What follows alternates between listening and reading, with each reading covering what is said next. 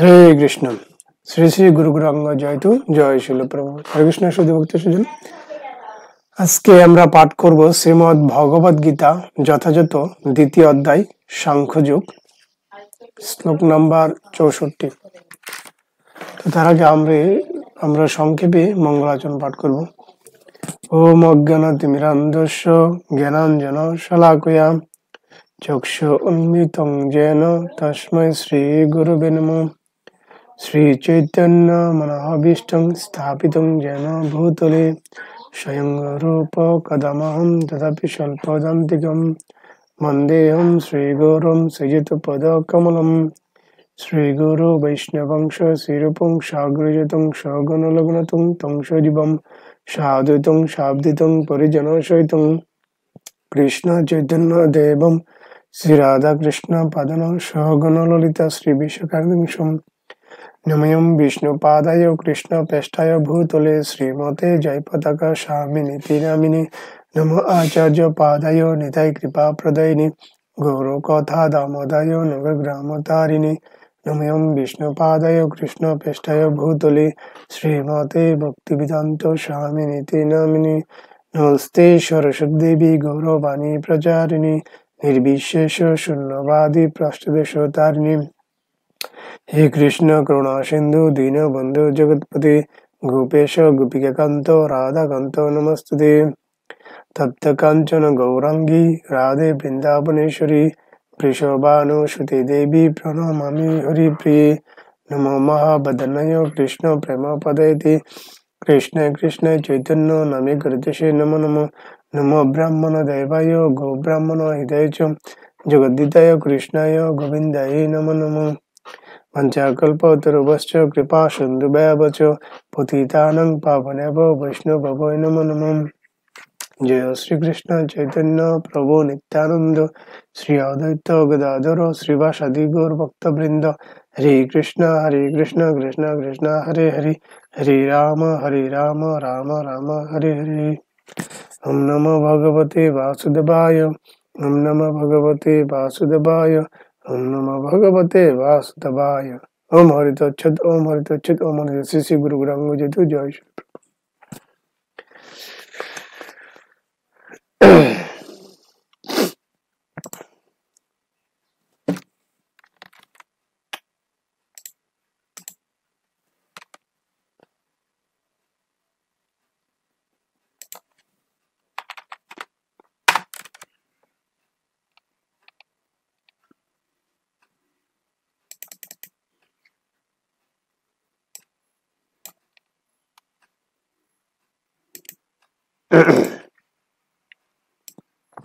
হরে কৃষ্ণ।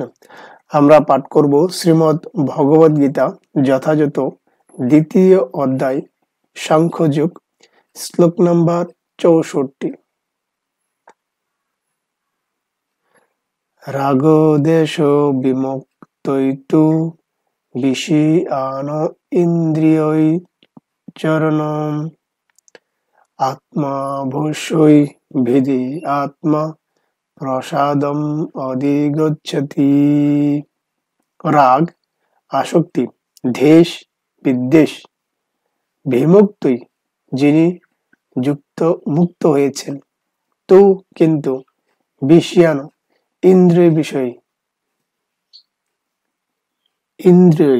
ইন্দ্রিয় ধারা চরণ আচরণ করে আত্মবশ্যই শ্রীয় বস্যুবোধ বিধি আত্মা সংযত চিত্ত মানুষ প্রসাদম ভগবানের কৃপা অধিগচ্ছতি লাভ করেন।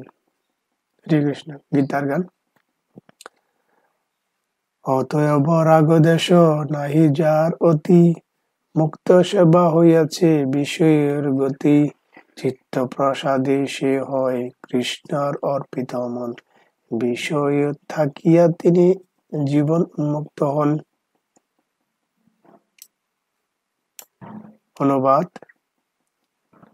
সংযত চিত্ত মানুষ প্রিয় বস্তুতে স্বাভাবিক আসক্তি এবং অপ্রিয় বস্তুতে স্বাভাবিক বিদ্বেষ থেকে মুক্ত হয়ে তার বশীভূত ইন্দ্রিয়ের দ্বারা ভগবত ভক্তির অনুসরণ করে ভগবানের কৃপা লাভ করেন। হরে কৃষ্ণ।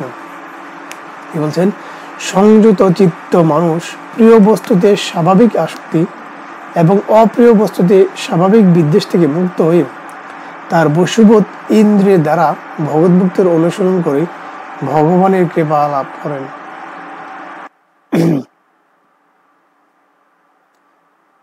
বলতে সংযত মানে স্বাভাবিক বস্তু তিনি স্বাভাবিক আসক্তি এবং অপ্রিয় বস্তুটিও স্বাভাবিক বিদ্বেষ থেকে তিনি মুক্ত হন। প্রিয় বস্তুতে এতটা আনন্দিত হন না এবং অপ্রিয় বস্তুতে তিনি বিদ্বেষ করেন না। তার বশীভূত ইন্দ্রিয় দ্বারা তিনি ভগবদ্ভক্তির অনুসরণ করে ভগবানের কৃপা লাভ করেন। তিনি সবসময় তার ইন্দ্রকে সংযত করে তিনি ভগবানের সেবা করার চেষ্টা করেন এবং সেই জন্য ভগবান তাকে ভগবানের কাছ থেকে তিনি কৃপা লাভ করেন। হরে কৃষ্ণ। শিলপ্রভুর তাৎপর্যকে জয়।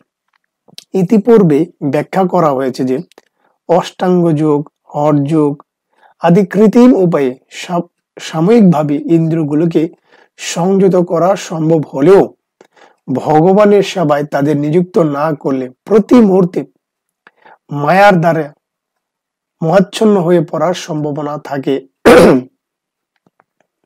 বলছে কি ইতিপূর্বে ব্যাখ্যা করা হয়েছে অষ্টাঙ্গ যোগ, হঠ যোগ আদি কৃত্রিম উপায়ে সাময়িকভাবে ইন্দ্রিয়গুলোকে সংযত করা সম্ভব হলেও ভগবানের সেবায় তাদের নিযুক্ত না করলে প্রতি মুহূর্তে মায়ার দ্বারা মোহাচ্ছন্ন হয়ে পড়ার সম্ভাবনা থাকে।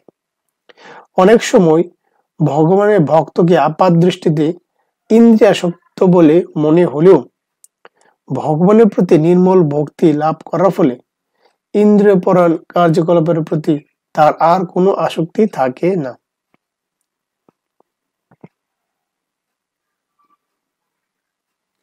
ভগবানের প্রতি ভালোবাসা এতই গভীর যে আর কোনো কিছুর প্রতি তার কোনো রকম মোহ থাকে না। ভগবানের প্রেমামৃতের আস্বাদন অর্জন করার ফলে বিষয়ের প্রতি তার আর আসক্তি থাকে না। ভগবানের ভক্তের একমাত্র চিন্তা হচ্ছে কিভাবে তিনি ভগবানের সেবা করবেন, কিভাবে ভগবানকে তুষ্ট করবেন, এছাড়া আর কোনো বিষয় তিনি চিন্তা করেন না। তাই তিনি সমস্ত রকমের আসক্তি ও নিরাসক্তির অতীত। শ্রীকৃষ্ণের ইচ্ছা অনুসারে কেবল তিনি তার সমস্ত কর্তব্য কর্ম করেন। শ্রীকৃষ্ণ যদি চান তবে তিনি এমন কাজও করেন যার জন্য সারা জগৎ তাকে নিন্দা করতে পারে। আবার শ্রীকৃষ্ণ না চাইলে তিনি তার অবশ্য করণীয় কর্ম পরিত্যাগ করেন। কর্তব্য কর্ম সাধন সাধারণত নির্ভর করে আমাদের ইচ্ছার উপরে, কিন্তু কৃষ্ণ ভক্ত কেবল ভগবানের নির্দেশ অনুসারে তার কর্তব্য কর্ম করে চলেন। ভগবানের অহেতুকী কৃপার ফলে ভক্ত এই ধরনের শুদ্ধ চেতনা লাভ করেন, যার ফলে কোন রকম জড় কুলসময় পরিবেশে তিনি সংশ্লিষ্ট থাকলেও কোনো কুলসতা তাকে স্পর্শ করতে পারে না।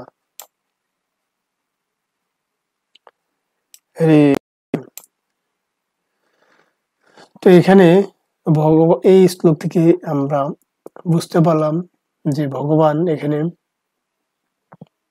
ইন্দ্রের কথা বলেছেন যে একজন সংযত মানুষ তিনি প্রিয় বস্তুতে স্বাভাবিক আসক্তি প্রকাশ করেন আর অপ্রিয় বস্তুতে তিনি বিদ্বেষ থেকে মুক্ত হন, কারণ তার ইন্দ্রিয় বশীভূত দ্বারা তিনি ভগবত ভক্তির অনুশীলন করেন, ফলে তিনি ভগবানের কৃপা লাভ করেন। বলা হয়েছে যদি ইন্দ্রিয় যদি সংযত করা না হয় তাহলে ভগবানের সেবায় নিযুক্ত না করলে প্রতি মুহূর্তে মায়ার দ্বারা মোহাচ্ছন্ন হয়ে পড়ার সম্ভাবনা থাকে।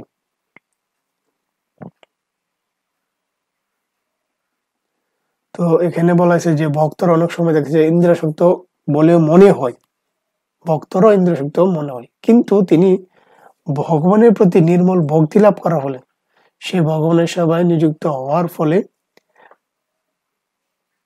কার্যকলাপের প্রতি কোন রকম আসক্তি থাকে না।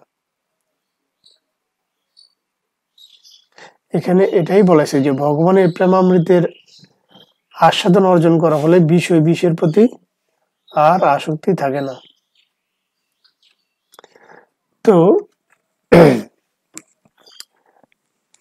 যে ইন্দ্রগুলাকে কিভাবে নিয়ন্ত্রণ করা যায়, আর আগেও আমরা এই বিষয় সম্পর্কে বুঝতে পেরেছি। তো ইন্দ্রগুলা অনেকেই প্রশ্ন করতে পারেন যে ভক্তরা অনেক সময় দেখে যে এত তো প্রসাদ পায়, তারা প্রসাদ পায় ঠিক, এত প্রসাদ পায় কেন, বা যে তারা অন্যান্য জীবদের যারা হত্যা করে, কিন্তু ভক্তরা কি উদ্ভিদ প্রাণীকে হত্যা করছে না? তাদের কি পাপ হচ্ছে না? এটাও মনে হয় যে ভক্তরা হয়তো তাদেরকে মেরে ফেলছে, তাদের পাপ হচ্ছে, কিন্তু এখানে ভগবানকে সেই নৈবেদ্য ভগবান সেটা অনুমোদন করেছেন কি সাত্বিক আহার, পত্রং পুষ্পম ফলম দয়ম যৌমে ব্যক্তি প্রযচ্ছতি তদহম ভক্তব্য অষ্টমী প্রযত আত্মা। অর্থাৎ যদি কেউ আমাকে পত্র, পুষ্প, ফল, জল এগুলো যদি আমাকে অর্পণ করে, আমি আনন্দের সাথে সেগুলা গ্রহণ করে থাকি। তো যেই কারণে ভগবান যেহেতু গ্রহণ করেন, সেই কারণে ভক্তদের আর কোনো পাপ থাকে না। ভগবান সেগুলোকে পিউরিফাই করে দেন, কারণ সেটা অনুমোদিত। যদিও অন্য কেউ প্রশ্ন করতে পারে তাহলে অন্য জীবদেরকে হত্যা করছে না, তাহলে এই প্রাণী উদ্ভিদ প্রাণীদেরকে কি হত্যা করছে না? এই যে শাকসবজি তোলা হচ্ছে, তারা কি তাদের কি হত্যা করা হচ্ছে না? কিন্তু সেগুলা কি অনুমোদিত সাত্বিক আহার, যেগুলো ভগবানকে নিবেদন করা হয়, আর সেগুলো ভগবান নিজে পিউরিফাই করে দেন। যেমনটা একটা উদাহরণ দেওয়া যায় যে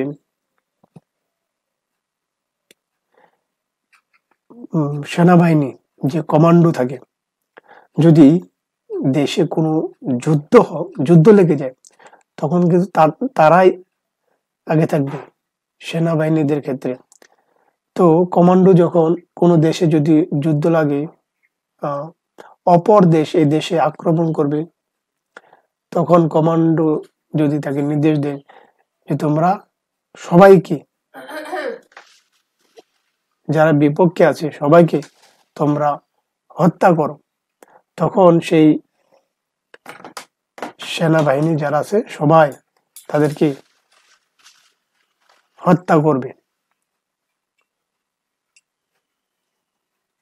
এতে তাদের কোনো পাপ হবে না, কারণ সেটা নির্দেশিত। এতে তার কোনো জেল জরিমানা হবে না, বরং এই কমান্ডো তাকে পুরস্কৃত করবে,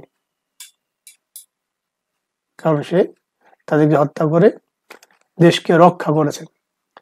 এখন কোন একটা ব্যক্তি বসে আছে কোন একটা দোকানে, সেই সেনাবাহিনী যদি তাকে হত্যা করে, নির্দোষ তাকে হত্যা করে, তাহলে সেই কমান্ডো কি করবে? তার বিরুদ্ধে অ্যাকশন নেবে, তাকে শাস্তি প্রদান করবে, তাকে জেলে প্রদান করবে, জেল থেকে কারাগারে নিক্ষেপ করা হবে, কারণ কমান্ডোর অনুমোদিত ব্যতীত তাকে নির্দোষ কোনো নিরপরাধ ব্যক্তিকে হত্যা করেছে। তো এটা হচ্ছে এখানে পার্থক্য, যে যদি ওই কমান্ডোর অনুমতি নিয়ে যে বিপক্ষ যারা তাদেরকে হত্যা করছে, সেই জন্য তাকে পুরস্কৃত করা হয়েছে। আর কোন নিরপরাধ ব্যক্তিরাকে ও কমান্ডোর অনুমতি ব্যতীত তাকে হত্যা করেছে, সেই কমান্ডো তাকে কি করেছে? তাকে জেলে নিক্ষেপ করেছে, তাকে শাস্তি প্রদান করেছে। তো এই হচ্ছে বিষয়, যেখানে ভগবান অনুমোদন করেছেন যে যেগুলা ভগবানকে নিবেদন করা হবে, সেইগুলা যে শাকসবজি বা অন্যান্য উদ্ভিদ প্রাণী, তো তাদেরকে এই যে পত্রম পুষ্পম ফলম, তো এইগুলা ভগবানকে নিবেদন করে সেই মহাপ্রসাদ গ্রহণ করতে পারে, কারণ সেগুলো হচ্ছে অনুমোদিত।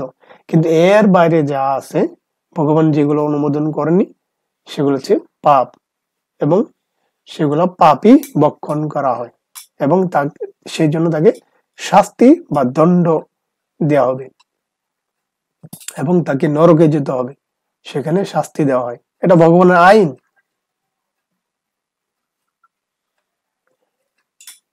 যেমনটা ভগবান বলেছেন, যজ্ঞা শিষ্ট শিন সন্তু মুচন মুচন্তে সর্বক্লেশই ভোজন্তে তে তমাগম পাপা যে পচন্তে আত্মা কারণাৎ। অর্থাৎ যেসব যজ্ঞ অন্ন ব্যঞ্জনাদি রন্ধন করে আমাকে নিবেদন না করে কেবল নিজের ইন্দ্রিয় তৃপ্তির জন্যই রন্ধন করা হয়,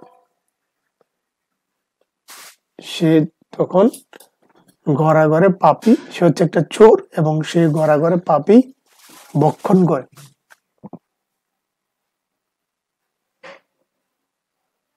তো সেই জন্য সমস্ত যা কিছু নৈবেদ্য আছে সেগুলো ভগবানকে নিবেদন করা হয়, এবং যে কারণে ভগবান সেটা পিউরিফাই করে দেন এবং তিনি ভগবানের কৃপা লাভ করেন।